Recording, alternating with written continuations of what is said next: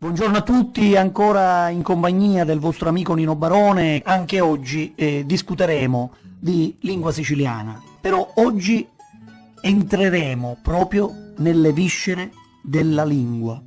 Dopo aver dato nella scorsa puntata dei dati un po' in linea generale e dopo aver chiarito una volta e per tutte quella che è l'eterna contesa lingua-dialetto, oggi finalmente entriamo come dire, nella dinamicità, nella coloritura di questa nostra lingua siciliana. Sono almeno 5 in Sicilia i modi di dire andiamo. Imu, che deriva dal latino imus, iemo, oppure emu, contaminato dall'influenza gallo-italica. Iamo, oppure amo, che è di tradizione linguistica napoletana. Poi vi è annamo.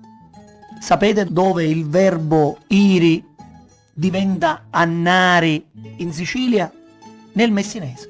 A Messina il verbo iri diventa annari. Però vi è un altro termine ancora, amunì. Quindi vedete quanta ricchezza. Amunì che si potrebbe collocare nel catalano amuntu o addirittura nel greco amuno, che significa tenersi lontano, spostarsi da un luogo. Di conseguenza, così come abbiamo imu, emo e iamo, abbiamo pure niscimu, niscemo, nisciamo.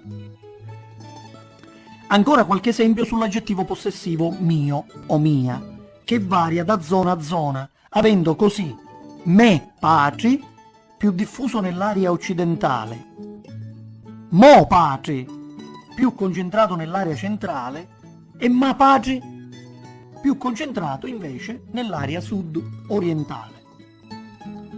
Quanti termini poi sono rimasti calchi di una specifica lingua e quanti invece sono filtrati in altri sistemi linguistici assumendo un'altra conformazione fonetica e quanti ancora sono traccia di residui pre-indoeuropei. Per esempio in Sicilia ci sono 3 modi di dire isola. Uno è isca, uno è nasida, uno è gisira. Quindi guardate, voglio ripetere questi termini perché sono, a parte che sono affascinanti, ma è importante capire bene la ricchezza della lingua siciliana. Quindi in siciliano per dire isola si può dire isca, nasida e gisira. Ognuno di questi termini ha una derivazione specifica e sono termini vive in alcune zone della Sicilia ma sconosciute in altre, dove si preferisce l'italianismo isula. Ecco, ormai si preferisce isula, che proviene direttamente dall'italiano. La forma isca deriva dal latino isla, che poi si è evoluto in Ischla. Tant'è vero abbiamo in Italia un'isola chiamata Ischia. Ecco, Ischia significa isola. Mentre il termine nasida è la forma diminutiva del greco nasos. Nisida è infatti un'isoletta dell'arcipelago delle isole Flegre. Quindi anche in Italia vi è un'isoletta chiamata Nisida. Ecco, e viene dal greco e significa isola. Poi abbiamo invece la forma gisira, che è la forma araba. Quindi vedete, latino, greco e arabo. Questo ci conferma e ci dimostra come in un certo periodo in Sicilia vi era una sorta di trilinguismo greco, latino e arabo, tanto che Palermo fu detta urbix felix populi dotata trilingue. Quindi vedete la ricchezza del siciliano, vedete come il siciliano ha immagazzinato e, come dire, ha acquisito dati di altri sistemi linguistici senza mai perdere la propria identità. Abbiamo detto quindi, ecco, che in un certo periodo della storia in Sicilia addirittura si parlavano 3 lingue, arabo, greco, latino, e ce lo confermano appunto i termini che ancora oggi sono vivi, ecco, nella nostra regione. Poi abbiamo dei termini invece che sono filtrati da un sistema linguistico a un altro. Per esempio, mi piace a questo punto sottoporre alla vostra attenzione il termine drepanon, che è il termine greco, ecco, con cui si collocava la città di Trapani, oggi Trapani, ma dal greco drepanon. Questo termine drepanon è filtrato successivamente nel latino cambiando il suffisso, quindi da drepanon è passato a drepanum, per poi addirittura finire nell'arabo Tarabanis, da cui l'odierno Trapani. Tarabanis, Trapani. Sono passaggi di estrema importanza perché chiariscono con efficacia come ogni singola parola può avere una sua vita, una sua esistenza e può finanche morire e risorgere magari con un altro condimento fonetico e semantico. Il termine Aisari, diffusissimo nell'area nord-occidentale, sembrerebbe una composizione formata dalla preposizione a con il più comune isari, così come avviene in tantissime altre parole siciliane: riminari, arriminari, rimuddari, arrimuddari, sentiri, assentiri. Aisari e isari hanno lo stesso significato, e cioè alzare, issare, e la stessa identica matrice.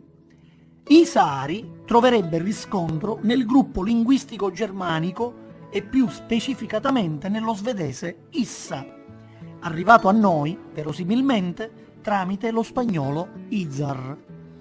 Ma l'origine sembrerebbe collocarsi proprio nel sanscrito. Aisa, che dal sanscrito significa Dio, e di fatto Dio è l'Altissimo. Quindi vedete, stiamo parlando di una probabile traccia pre-indoeuropea. Parliamo della lingua sanscrita, che è la madre di tutte le lingue europee. Quindi ancora nel siciliano di oggi abbiamo delle tracce di sanscrito, quindi la lingua che probabilmente parlavano i siculi, quindi la lingua, la madre di tutte le lingue.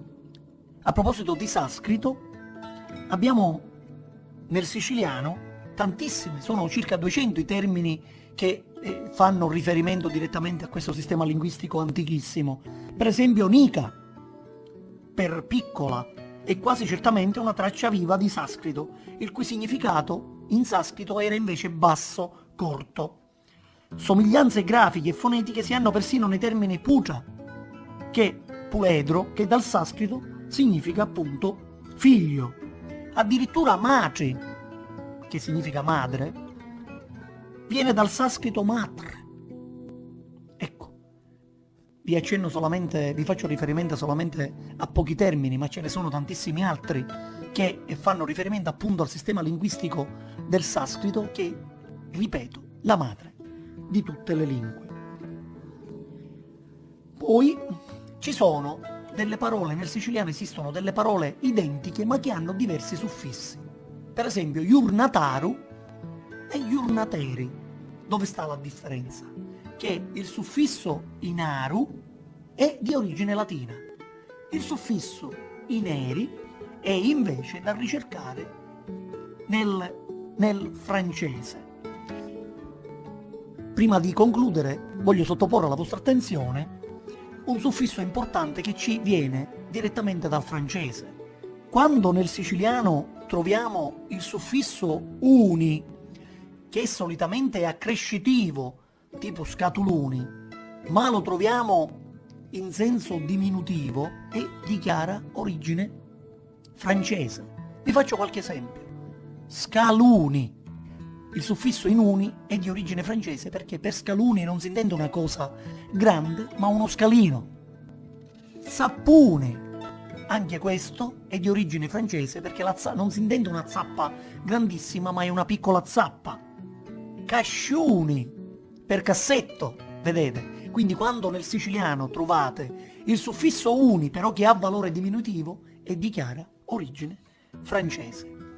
Per quanto riguarda i francesismi nel siciliano, ci soffermeremo ancora nelle prossime puntate. Io prima di chiudere questa puntata vi volevo lasciare con un modo di dire, diciamo un modo proverbiale. Mi misi l'acqua ringia. Questo è un modo di dire molto comune e di uso quotidiano nelle famiglie siciliane. Ma vediamo qual è il significato di questo detto, di questo modo di dire. Mi misi l'acqua ringia. Molti anni fa non tutte le case erano provviste di acqua corrente e spesso chi non ce l'aveva si recava a riempire i propri contenitori da chi invece ne era fornito. Di solito dal vicino di casa, costretto a ricevere inetto un continuo via vai di persone e sopportare tale invadenza. Oggi si dice appunto di scelte di cui dopo ci si pente. Vi auguro una buona giornata.